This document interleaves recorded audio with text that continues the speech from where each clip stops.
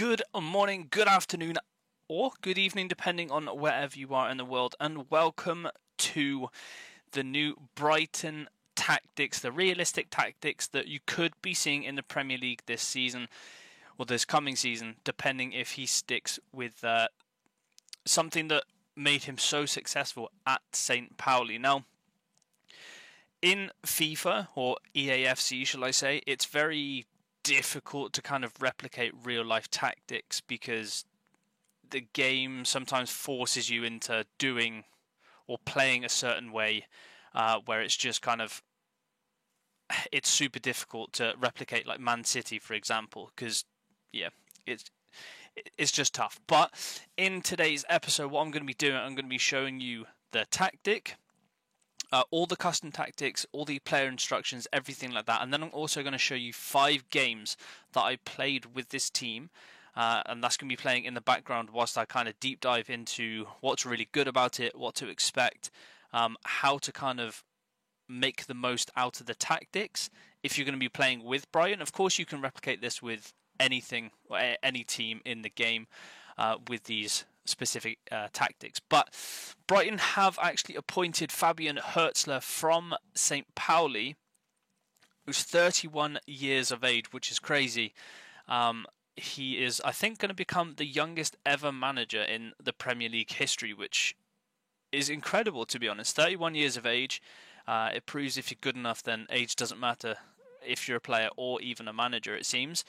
And it's going to be super interesting. So at St. Pauli, obviously, he got them promoted from the Bundesliga 2 into the Bundesliga and has now made the jump to Brighton. In the past, Brighton have played with 3 centre-backs and wing-backs, so they do have a squad that can definitely 100% adapt to his playing style. So we're going to jump into the tactics. Starting off, I'm not going to go through the team because that's kind of, I don't know, up to you guys and whoever you want to put in, but just for the sake of the video, this is kind of what I think could be next season without signings and everything like that. So, starting in goal, we have Verbruggen, who obviously is a really young keeper, 21 years of age. You can play out from the back. Him or, was it Jason Steele? For sure, are going to be interchangeable. It kind of depends who he prefers, but he wants him to be a sweeper keeper for sure. Active with the ball, definitely something that Verbruggen can do very well. The 3 centre backs, the 2 wider centre backs are going to be the ones that mainly stay a little bit further back. The very traditional centre backs in the system with the 3 at the back, they're going to be the ones kind of in the rest defence, anything over the top, they're going to be the ones that mop anything up. They also have to be good on the ball because I think at St. Pauli, the 2 wide centre-backs were very, very good at progressive passes, getting it forward quickly, and being able to do that on a regular basis really helped this team. He had very unique style. So in the middle, the two players, they didn't really have a crazy amount of, I guess, input. They were very possession heavy team. They wanted to control the ball. They wanted to kind of dominate the game via possession. But these two, not exactly getting hold of the ball a lot. They did aim for the kind of the wide, and I'll show you as to why, I guess, with the instructions that was able to happen. But with that, Lewis Dunk, or whoever the middle centre-back will be, I guess, you can call him a libero, where they step up from centre-back into midfield. There'll be loads of situations where you'll see in the clips shortly after this that he does step into midfield. He is that pivot, the libero style, if any of you have played Football Manager, where he becomes essentially the deep-lying playmaker. I think Dunk could do this in real life. He's pretty decent on the ball. But they could look to strengthen that. The wing-backs are very important. They're the ones kind of holding the width. Lamptey on the one side and Estepinian on the left. Both very, very solid options. They like to stay wide, which in turn, it helps with the Fabian Hürzeler tactic of wing play. A lot of overlaps, a lot of kind of dynamic play, pressing. They're both very quick, strong. Estupiñán had a great start to the season last season. Unfortunately, got injured and kind of hampered him ever since. But if he gets back to his main form, he could be a really, really good and beneficial player for Fabian Hürzeler to start at that left wing back position. The two centre mids, we have Moder as the slightly deeper defensive midfielder. So I think he is. I've put him as a right centre mid instead of a central defensive mid because Jackson Irvine for St. Pauli, who played in this position, is very similar physically. So he was also 6'2", very, very good in the air. He liked to arrive late in the box. He wasn't so much of a kind of a deep line playmaker. He liked attacking the ball. He always arrived late in the box, picking up a few goals as well. But they're very similar profile players. Jackson Irvine is a very, very accomplished player. But I think Moder could potentially fill that role. There is, where is he in the team? There is Baleba, who I think personally has a crazy potential. Not as big, but he has a lot of potential to either fill either one of these roles, to be honest, in the midfield. But yeah, I went with Moder because he is somebody that's going to be up and down, very physical, kind of the ball-winning midfielder to then lay it off to Pascal Gross, who is very interesting. So the left centre mid in St. Pauli's tactic drifted very far wide. Although he was a centre mid, he played virtually on the left-hand side always, drifting very wide, kind of creating the 2-on-1, and he was the main hub of the kind of creativity of the team. A lot of chances came from him, getting a lot of goals and assists. And I think Pascal Gross, with the kind of the smart, intelligent player that he is, with great passing, both feet, can create a lot. He could be that type of player for Fabian Hürzeler, which would be really interesting to see who kind of plays there, because obviously you have Adam Lallana who could play there. Enciso potentially, although in this system I think the two centre mids have to be kind of combative. The Premier League is a very physical and fast league. Of course you could play somebody smaller who isn't as defensive, because you do have the benefit of the three centre backs, but in my opinion I think Pascal Gross could be somebody who is utilised quite often. Now moving on to the wingers, so we have obviously Matoma out on the left, who is a very, very, very good player for Brighton on that left-hand side. Again, got injured, started the season extremely well. And the left winger in his system is the one that kind of cuts in more. He's an inside forward, inverted winger, whatever you want to call it, but he's cutting in quite a lot, charging forward past the striker, creating those chances where Pascal Gross could slip him in, or Adingra on the other side kind of getting an early cross in. But Matoma, I think, will thrive under Fabian Hürzeler. I think it'll be really interesting to watch kind of some of these players who had good seasons coming back from injury and potentially picking up and kind of stepping up. I think it's going to be super cool to see. Out on the right hand side, you obviously have Adingra. So out on the right hand side, he's more of a natural winger, especially in St. Pauli's system. Again, they do like to cut inside a lot, but the right hand side holding more of the width, whilst the left hand side is kind of more clustered and closer together for the intricate kind of 1-2s and so on.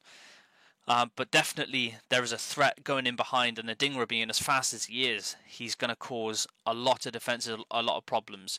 You do have quite a few options. You have Buonanotte, Ansu Fati, even João Pedro if he plays out on the right, and somebody like Danny Welbeck plays up front. Enciso, as I've already mentioned, could play out there. You have Azarte who could play in midfield as well. Yeah, there's a lot of options. Even Evan Ferguson, who could play up front as well, coming back from, I think he also had an injury this season, so they had a really tough season, Brighton, with injuries. And yeah, the striker, Joao Pedro, who this could be anybody, to be honest. I think all three of them could play this role. Joao Pedro, Danny Welbeck, and Ferguson. The striker for Fabian Hürzeler is more of a deep-lying forward, somebody that drops in a little bit. Kind of think of Harry Kane when he played for Spurs, dropping a little bit deeper, kind of connecting the play when Harry Kane was getting a lot of assists for Heung-min Son. He likes to drop a little bit deeper. Of course, he's always in the box trying to get on the end of crosses, but essentially more of a link-up player, not afraid to drop a little bit deeper and get on the ball and kind of influence the build-up to create some more overloads or just some decent possession. So that's kind of the team layout and what they do and how to create that in-game. So we started with I think it was a 5-4-1, and then we kind of pushed the left wing up and in slightly. Same with the right wing. The right wing back and left wing back we pushed all the way to the side. The right centre mid we dropped just a touch. We don't want him to be a right CDM. We want him to be a right centre mid, so he does get up and down. He is a little bit further forward. And then Pascal Gross, obviously we pushed up and further to the left as a left centre mid, not a left cam. And then with the striker, we just chucked him slightly off centre to the right, and we kept him as he is in terms of depth. We didn't bring him back, we didn't push him forward. He stayed as is.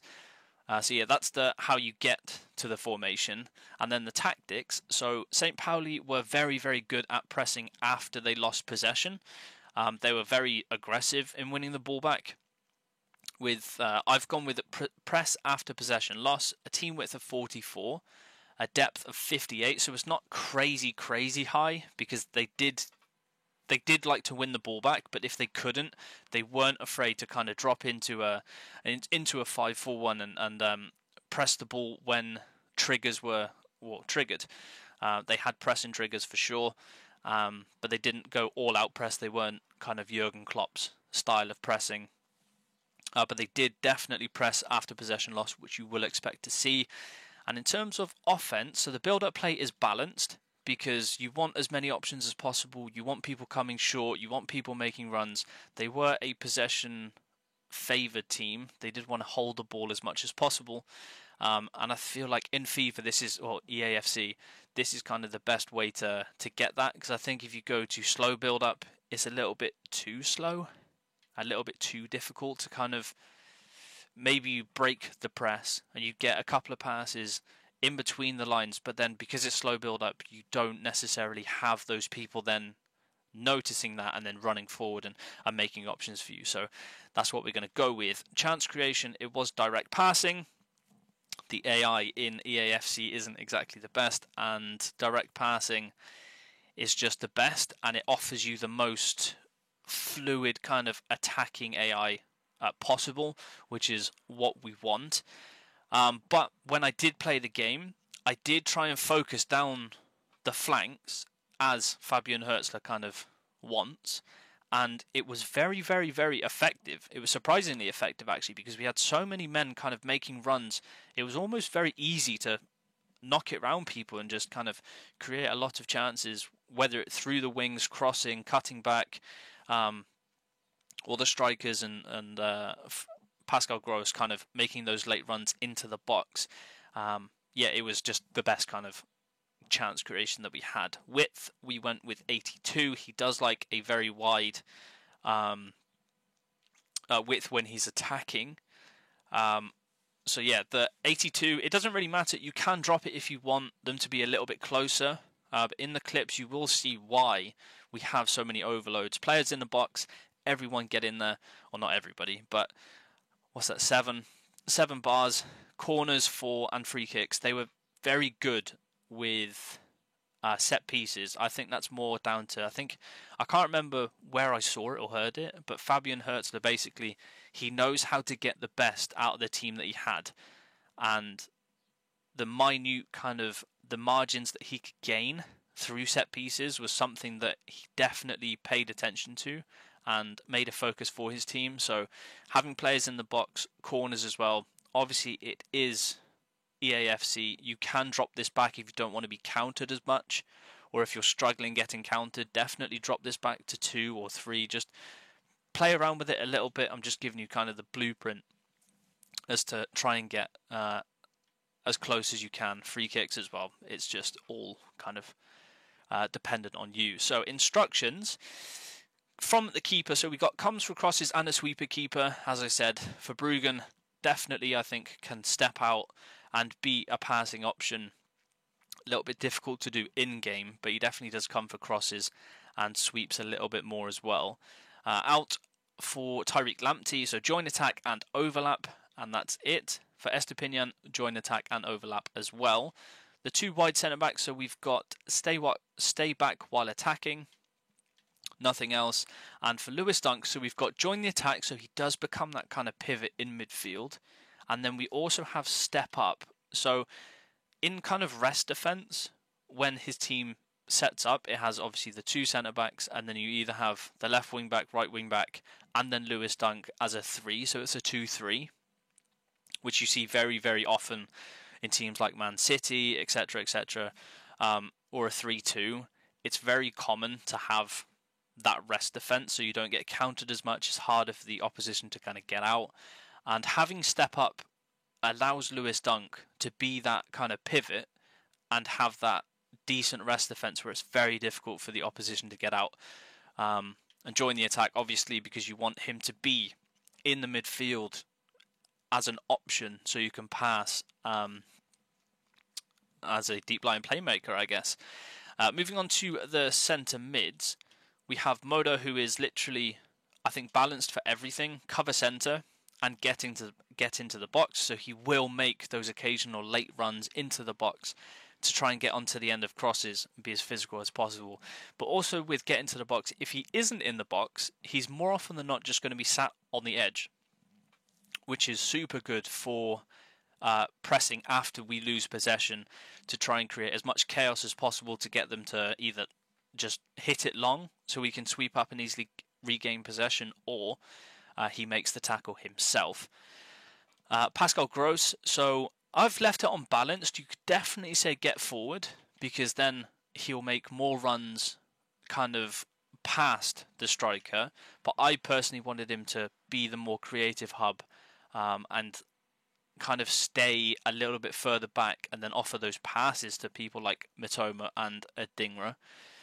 Balanced crossing as well, but we do have cover wing and drift wide. Drift wide is very specific to the left-hand side of the centre mid, which is kind of cool. And he does go out there and it becomes almost like a triangle or a diamond, if Veltman's even there, between Veltman, Estupiñán, Gross and Mitoma. And then when João Pedro does naturally kind of drop in, it creates a very nice overload on that left-hand side, which is, well, it's very adept for Fabian Hürzeler, which he used this season. Then we have Mitoma out on the left. We have balanced crossing runs, normal interceptions, cutting side and getting behind. He is the one kind of making those darting runs in between either the fullback and centre-back, or if they've got 3, the 2 wide centre-backs. He's a very important player, and I think he will be an important player for Fabian Hürzeler. Out on the right-hand side, we have stay wide and get in behind. And again, balanced crossing runs, normal interceptions. We've left defensive support because I feel like if you do put it on comeback, it's less aggressive when you lose the ball originally. Although we have press after possession loss, it is, in my opinion, it feels like they kind of prioritise just dropping that little bit instead of just going after the ball for the first 5 seconds or so. So I've left it on balance. You can put it back on comeback, but they do it naturally anyway. So stay wide, getting behind for him. And then arguably the most important one, balanced defensive support. You want him to be the outlet, but it's stay central and false 9. So in EAFC, you don't have an option to kind of, you have a target player, but then he's more static, which isn't, I think it's Eggestein. It isn't exactly what he does. he can do everything, of course, but the false 9 gives us the most options. So he will naturally kind of drop into... I've just reset everything, haven't I? I have. But that's... you saw, thankfully. But with kind of João Pedro, he does drop into a lot of these areas, sometimes a little bit deeper, comes across, and on the left-hand side as well. So as you can see, it does kind of create that overload on the left-hand side, but he does drop down quite a bit. So yeah, that is kind of the tactics and everything done. I'm now going to go over everything in terms of highlights and stuff. But yeah, I shall see you in a second with the highlights and all kind of the advantages, disadvantages that this runs with. Alright guys, so here we are with the highlights. The highlights are just going to be on in the background, and I'm going to talk over it, kind of the strengths, weaknesses, anything that I noticed, any players that really impressed me, anything that potentially you can improve if you want to make it a little bit more, I don't know, meta or anything like that. But we're going to go through it right now. So one of the huge strengths to this formation was kind of how many cutback chances or chances there were just for an easy pass. You'll see, I think in the next couple of goals you'll see, so we win it straight back from kickoff. João Pedro, really nice dribbling, finds Mitoma.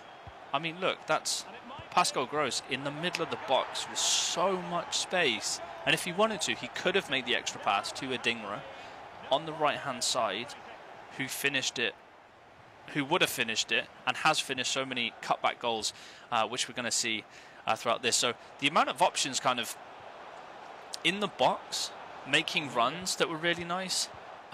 We get a little bit lucky, but Mitoma, again, being that inside forward, already being super close to Pascal Gross, able to capitalise on mistakes from defenders. Pressing high, that's what we have in the tactics. Pressing after possession.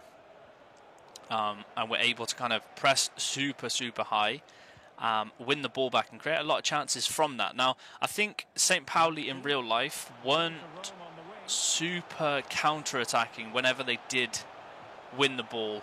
As you're seeing, there it is. I mean, a really simple kind of just pass across goal for an open net, which happened quite a lot. But St. Pauli, I don't think, had crazy stats when it came to counter-attacking goals or shots or actions. I can't find the actual statistic for it, but yeah. Pascal Gross, I mean, he was so good in this tactic.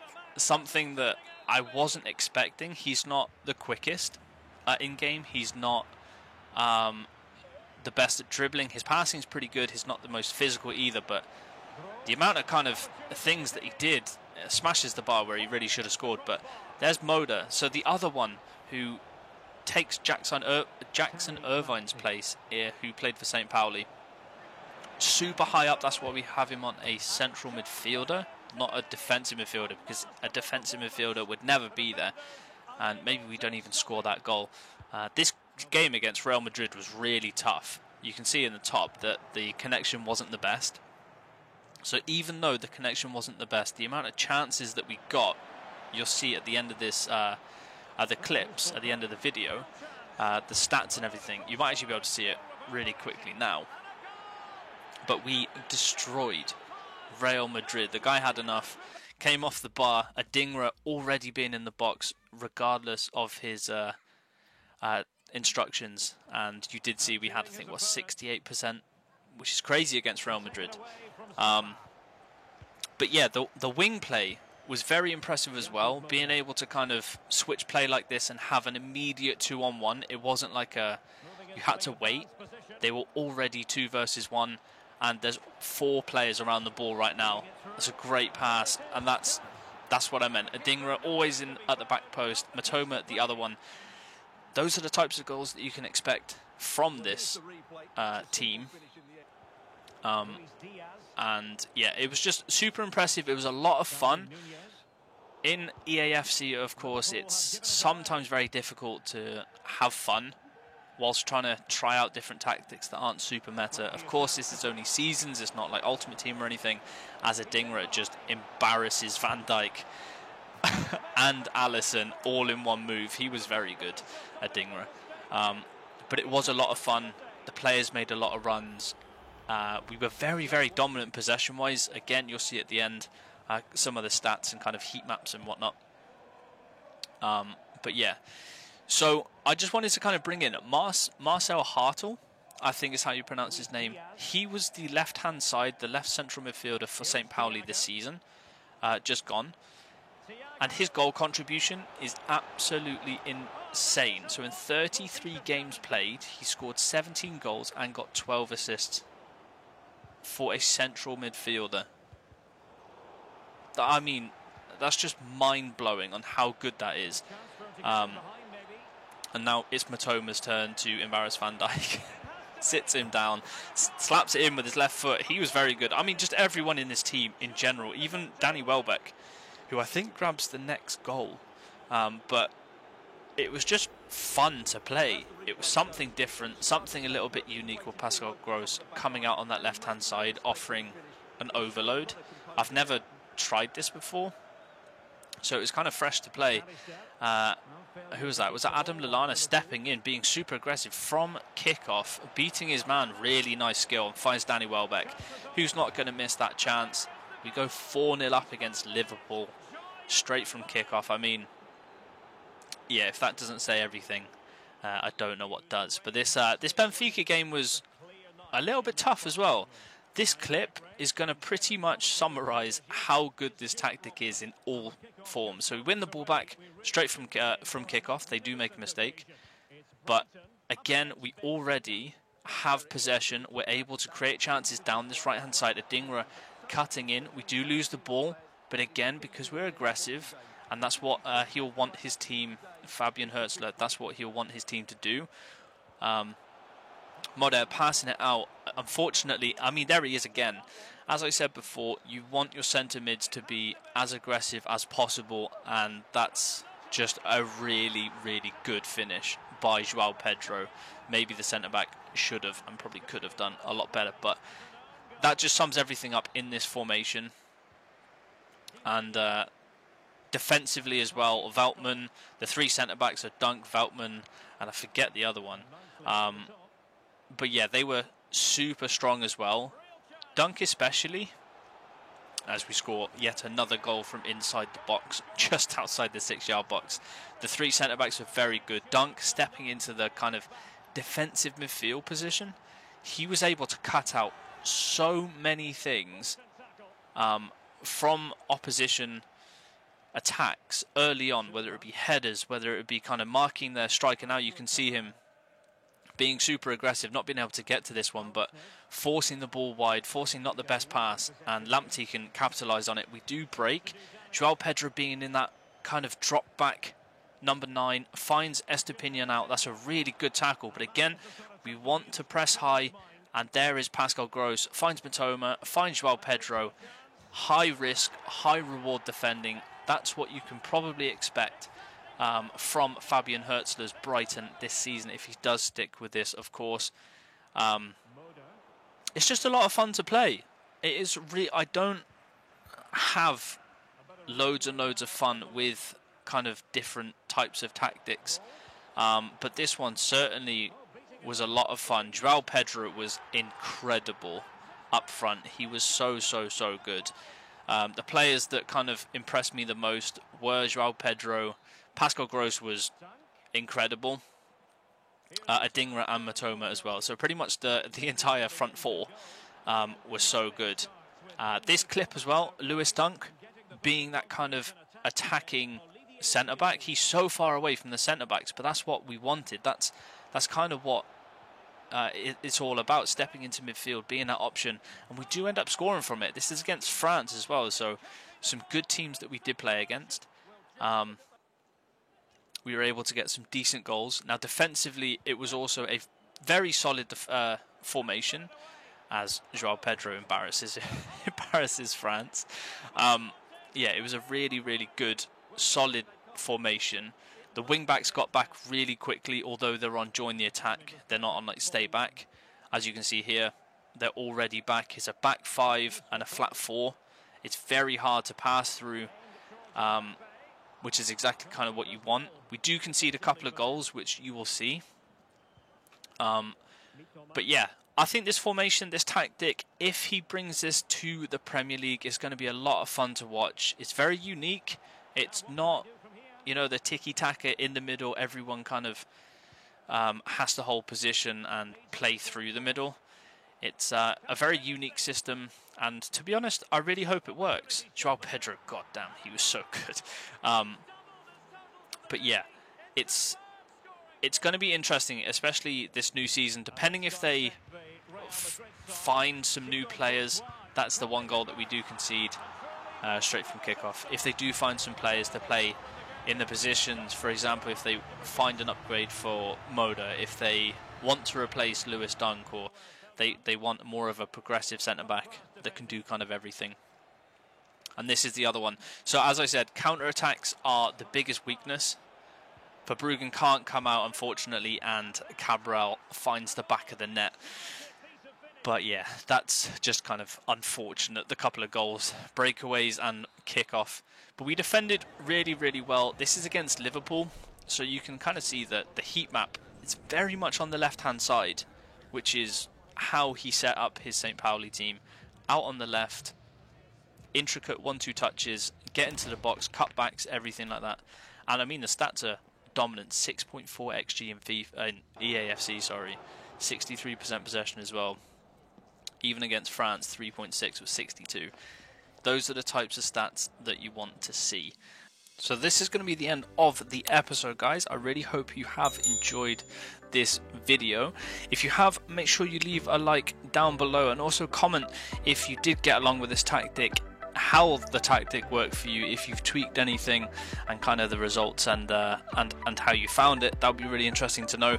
Also subscribe to the channel, because I do have a player, Korea, who is currently playing in the Dritte Bundesliga, but will be potentially a little spin-off and go into the Euros to try and see how well we can do, and if we can take the German centre-back to the European finals and potentially win the Euros in his first season. That's going to be really interesting. So yeah, make sure you subscribe. Also hit the notification bell so you don't miss the videos that I do put out.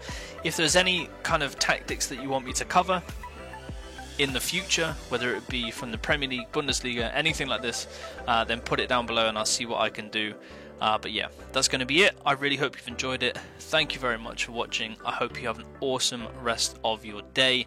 And yeah, that's going to be it. Thank you very much, and I'll see you next time. Bye-bye.